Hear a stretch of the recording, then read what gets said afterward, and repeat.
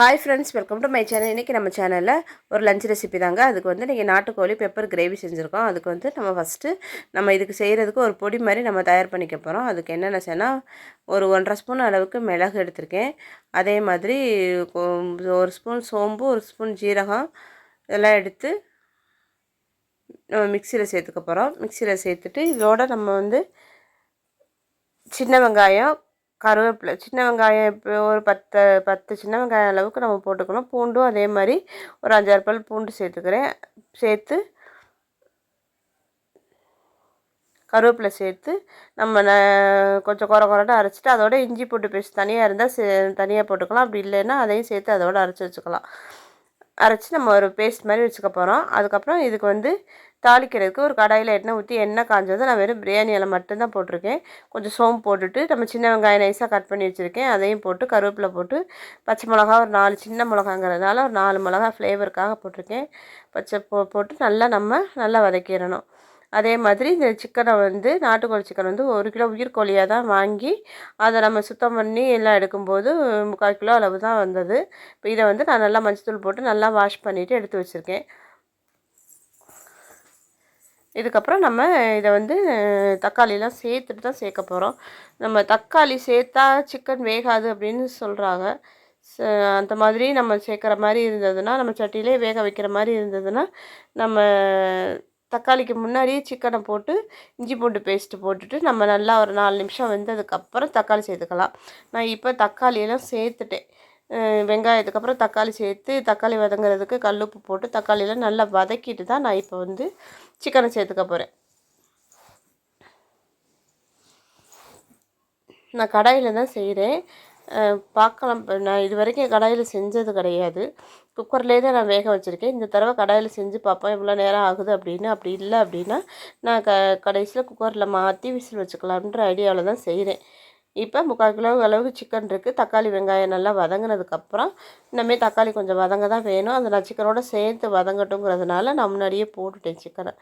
சிக்கனை போட்டுட்டு தக்காளி சிக்கன் எல்லாம் சேர்த்து ஒரு 4-5 நிமிஷம் நல்லா வதங்கட்டும்.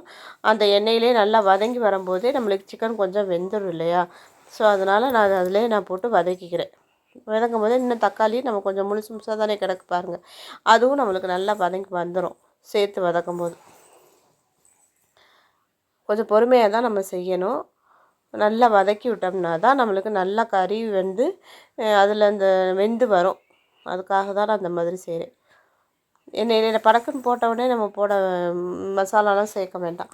கொஞ்சம் இப்போ 4-5 நிமிஷம் வதங்கினதுக்கப்புறம் மஞ்சத்தூள் மட்டும் போட்டு அதையும் போட்டு நல்லா மிக்ஸ் பண்ணி விட போகிறேன். மஞ்சத்தூள் சேர்த்து நல்லா வெந்து வரட்டும்.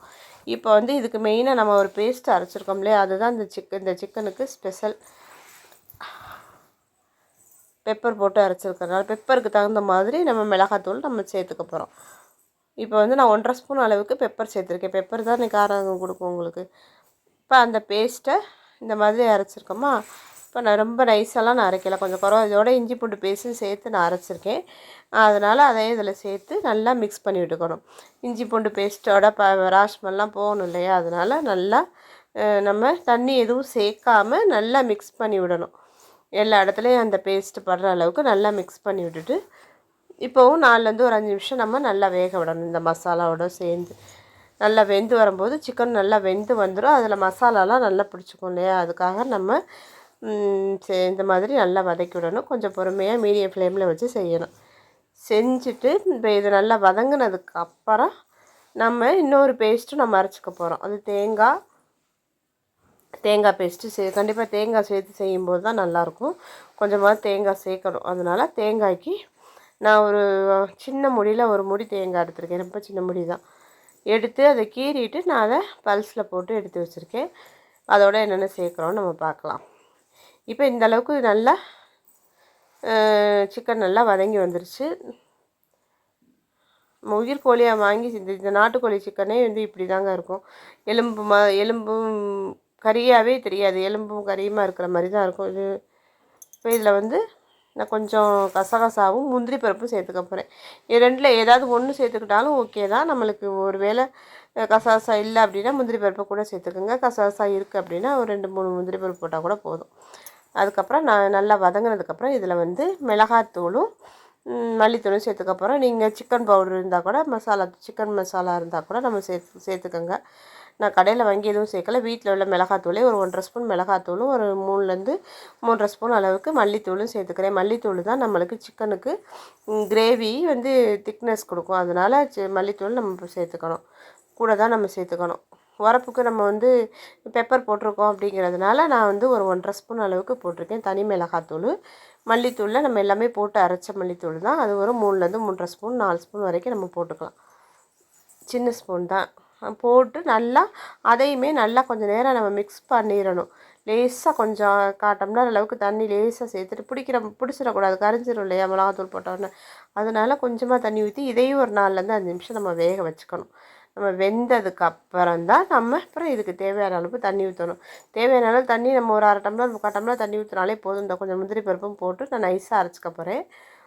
அரைச்சி நம்ம இப்போ ஊற்றக்கூடாது. சிக்கன் முதல்ல நம்மளுக்கு நல்லா வேகணும். இது எலும்பாக இருக்கிறதுனால வேகிறதுக்கு ரொம்ப நேரம் எடுக்கும்.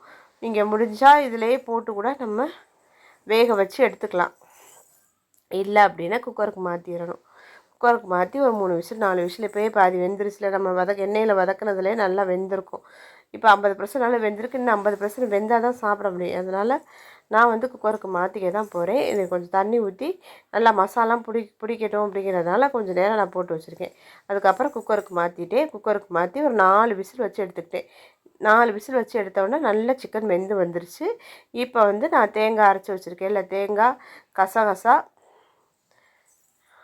முந்திரி பருப்பு அந்த பேஸ்ட்டை நான் இதில் சேர்த்துக்கிறேன். சேர்த்து கொஞ்சமாக தண்ணி அலசி சேர்த்துருக்கேன். இப்போ இந்த தண்ணி இந்த வத்த கரெக்டாக இருக்கும் கிரேவிக்கு. தண்ணி வத்துறதுக்கும் தேங்காயும் நம்மளுக்கு அந்த இது வெந்து வரும்போது அந்த மசாலாலாம் பிடிக்கும். உப்பு கொஞ்சம் பத்தாத மாதிரி இருக்குது. ஸோ நான் இப்போ கொஞ்சம் கல் உப்பு சேர்த்துக்க போகிறேன். சேர்த்து நல்லா மிக்ஸ் பண்ணி விட்டுட்டு நல்லா அடுப்பை ஹை ஃப்ளேமில் வச்சோம்னா அந்த தண்ணி சட்டுன்னு வற்றிடும். முந்திரி பருப்பெல்லாம் போட்டிருக்கறதுனால திக்னஸ் கொடுக்கும். அந்த பாருங்கள் இப்போவே நல்லா கிரேவி மாதிரி வந்துருச்சா. இன்னும் ஒரு கொஞ்சம் நேரம் 1 நிமிஷம் 2 நிமிஷம் வச்சுட்டு கடைசியில் மல்லித்தலை கருவேப்பிலை என்ன இருக்கோ போட்டு தூவி நம்ம அடுப்பை ஆஃப் பண்ணிட வேண்டியதாங்க. சூப்பரான அப்படி ஒரு டேஸ்டியான பெப்பர் கிரேவிங்க. நாட்டுக்கோழி பெப்பர் கிரேவி ரெடி ஆகிடுச்சு. இதுக்கு நான் இன்றைக்கி ஒன்றுமே வைக்கல, வெறும் ரசம் தான் வச்சுருக்கேன்.